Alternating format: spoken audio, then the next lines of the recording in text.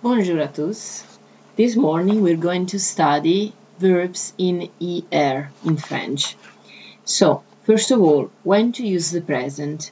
In French, the present is used, for example, when we're talking about something happening right now, like I'm talking to you, je parle avec vous, or something that is happening even tomorrow, or in a week time, or more, but I'm certain about. So I'm leaving to France next week. Je pars en France la semaine prochaine, for example. Or something that started in the past and is still going on. Par exemple, if I say I've been waiting for the bus, j'attends le bus depuis 2 heures, for 2 hours. So that's why the present is so important. Okay? Now, we have 3 main groups of verbs. We have ER, so ER, IR, so IR, and RE, RE, okay? Now, let's first start the first group. Now, the difficulty of French is that the pronunciation, it's all the same for all persons except the nous and vous. Now, let's see the personal pronoun. We have je, that's I, you is tu, then we have il, so he, elle, she, then we have nous as a group, we, you as a plural or as a formal, because in French, the vous is the formal. Now, when you're talking to someone you don't know, being one person or a group, you need to use the vous, okay? And the last one is il, so ILS for they, masculine, and elle, so ELLES, elle, okay? Now let's see an example of the first conjugation. Let's take the verb habiter. Habiter is to live, so that will be the conjugation of it.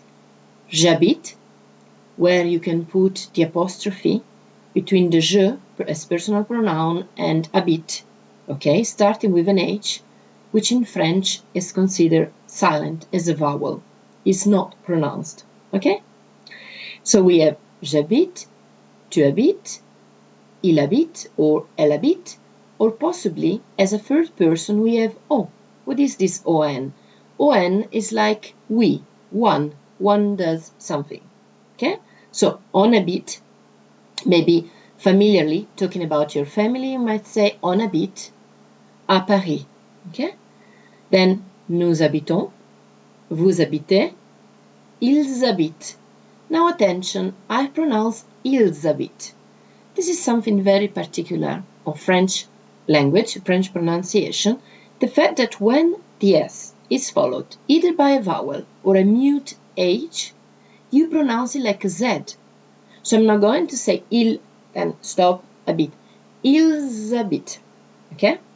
So in this case, it helps you also immediately to recognize the third person plural compared to the third person singular. Now let's take another verb. Let's take aider, which is a useful verb. It's to help. Aider. So we're going to conjugate j'aide, again the G apostrophe, tu aides, il aide, nous aidons, again the liaison, so link the S to the following vowel, makes it a Z sound, nous aidons, vous aidez, again, and ils aident. The difficulty of French is the fact that many syllables are silent, okay? But at least we can say that when we pronounce it is an exception. Yeah?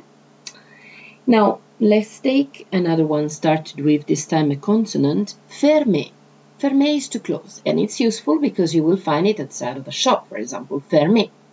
You would find it written as an adjective, closed. Okay, so it would be written with a final E with an accent, fermer.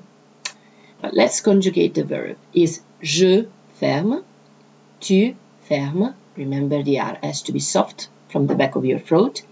Je ferme, tu fermes, il ferme, elle ferme, on ferme, nous fermons, vous fermez, il ferme. Okay, so I will wait for our next lesson to tell you more about the verbs. Okay? Au revoir, à bientôt, à la prochaine.